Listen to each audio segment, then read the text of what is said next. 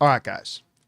With that down, let's move on from a really cool, inspiring looking story to one that's just straight up depressing.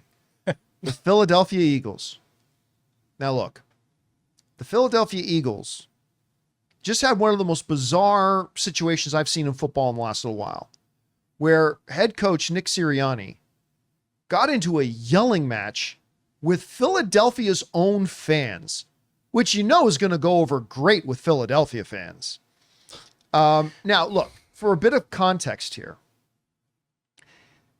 ever since the Eagles started out red hot last season and their year just completely fell apart. They got into the playoffs, all that kind of stuff, which a lot of teams would have loved to have done, and they didn't get the mission done. Whatever. Overall, they had a solid season. Came into this season with a lot of hope, missing Jason Kelce. I'm going to talk about that in a second here. But it has not exactly gone to plan, and they haven't exactly looked great. They went into this weekend 2-2. And they were going in to face possibly the league's worst team. It's a toss-up between the New England Patriots, the Cleveland Browns, Jacksonville, and Carolina. Yeah. But up there in the discussion for the worst team in the NFL.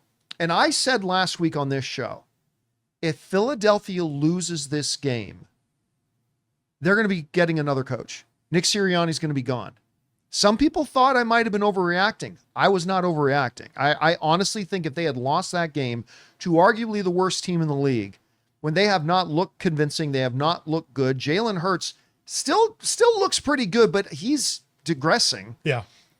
I thought he would be gone. Well, what happened? They won by the skin of their teeth. They only managed to put up 20 points against the hapless Cleveland Browns. And won by 4 points. In my best Christian Bale, good for you. Okay, that's fine. Now, Philadelphia fans, I don't know if you've heard, are not shy about sharing their opinions and their thoughts on things. That booed Santa Claus. It's literally the fan base that booed Santa Claus. Yep. All right? You're taking a coaching job in Philadelphia, you got to know what you're getting in for. And there's been a lot of booing lately from the Philadelphia fans who have not been satisfied with the product on the field this year. And a lot of the chants, are they saying Saint Nick? Oh no, they're saying fire Nick, fire Nick. Now this all culminated in Sirianni starting to jaw with a bunch of the fans. And this made national news. This went everywhere. He started mouthing back to the fans. And then he doubled down on it in the post-game press. There he is, like yelling at the fans, and gave him a little bit of the Hulk Hogan sort of ear thing. And then afterwards, he kind of doubled down on it in the after-game press conference, saying, hey, when our fans cheer for us, it's the best. He goes, I don't know how productive it is to boo us, whatever. So he's kind of chastising the Philadelphia fans. He's making it worse is what he's doing. He's making it 10 times worse. To which I heard, one of the commentators this morning on Fox Sports 1 saying, and exactly how productive is it to get into arguments with the fans? How productive is that? How constructive is that? How's that going to make anything? To a fan base that already wants you gone, then to chastise them for booing, which, listen, when you're a paying fan, you want to come, you want to cheer, you cheer, you want to boo, you boo. And if you're a man, you go, hey, we had that coming. We have not been playing up to our potential. I'm not bringing in as a coach, I'm not bringing in the right game plan. As players, we're not really executing right. You go, hey, fans, you're right. You're booing and we hear you. Instead, you mouth off to the fans. And I'm going to say this, while it is not the normal course of business for NFL teams to fire coaches mid-season, it happens. It happens. It just happened last week. It just happened with the Jets. It's not the normal thing. Yeah. Normally what happens is teams get to the end of the year.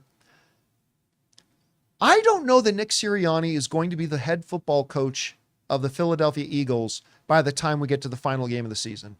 I really don't, because if it wasn't for already the performance of the team, which has been lacking, and listen, hey, they can turn it around.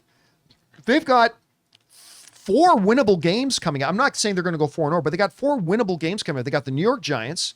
That's winnable. They could lose it, but it's winnable. They got the Bengals, who are 2-4, but they could lose to the Bengals. The Bengals look good, but it's winnable. They got Jacksonville after that. That's winnable. They got the Cowboys after that. That they don't really got a concrete wall they're running into until they play Washington after the Dallas Cowboys. They have 4 winnable games in a row. We're going 3-1 in those games is not out of the question, okay? And winning cures everything. But right now, this doesn't look good. It's a bad look on them, the team.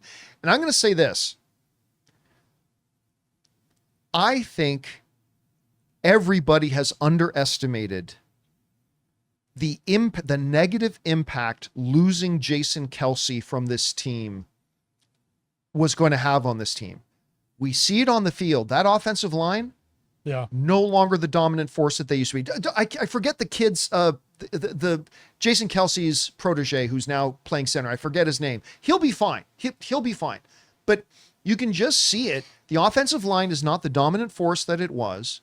But more importantly than that, Jason Kelce was Philadelphia. The fans loved him. His team respected him. Now, I can't prove this beyond a shadow of a doubt, but if Jason Kelce had been on that sideline and saw his coach going over to start jawing at the crowd, I guarantee you he very subtly would have wrapped his arm around one of Sirianni's arms and just reeled him in. I guarantee you, had he been within 10 feet of that, Jason Kelce, coach is the boss, but he would have had the boss's back by pulling him back, saying, hey, dude, calm down. You just see a Philadelphia Eagle team that is lacking now that veteran, commanding, mature presence. Mature. John, isn't this the guy at the Super Bowl was dancing in the audience shirtless? Yeah, whatever. But I mean, you can really tell the absence because it feels like the grown-up is out of the room now. Mm-hmm. And it feels like Jason Kelce was the grown-up. But anyway, you saw this situation. Yeah.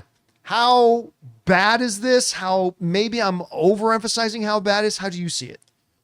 I mean, I don't have, has Andy Reid or Bill Belichick or any other coach gone into the crowd and yelled at fans? Has Bill Belichick ever spoke? Talking to fans? Has he ever even talked?